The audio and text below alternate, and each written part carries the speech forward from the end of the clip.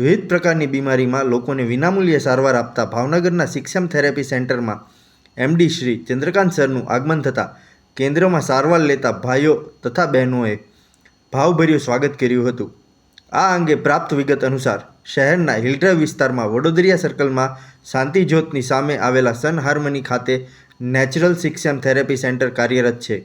છેલ્લા 15 વર્ષથી કાર્યરત આ મીરા થેરેપી સેન્ટરમાં કમર, ઘૂંટણ, સાંધાના દુખાવા, diabetes, blood pressure, thyroid, kidney, લકવો, પાઇલ્સ, ઝાડાપણું, કબજિયાત સહિત વિવિધ પ્રકારની બીમારીમાં વિનામૂલ્યે સારવાર અપાય છે. આ થેરેપીનો લાભ અત્યાર સુધીમાં મોટી સંખ્યામાં લોકોએ લીધો છે અને લઈ રહ્યા છે. સંચાલકનું કહેવું છે, બીમારીથી ડરવાની નહીં પણ જાગૃત બનવાની અને લડવાની જરૂર છે. આ થેરેપી કોઈપણ ઉંમરની સ્વસ્થ વ્યક્તિ પણ પોતાની ફિટનેસ જાળવવા લઈ શકે છે, કારણ કે તેની કોઈ આડઅસર નથી.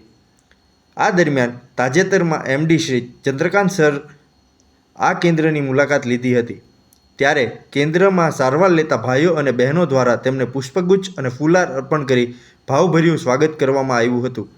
તેમને ઉપસ્થિત લોકોને સંબોધન કર્યું હતું અને white gold mat, white gold fold અને HBX અંગે વિસ્તૃત માહિતી આપી હતી.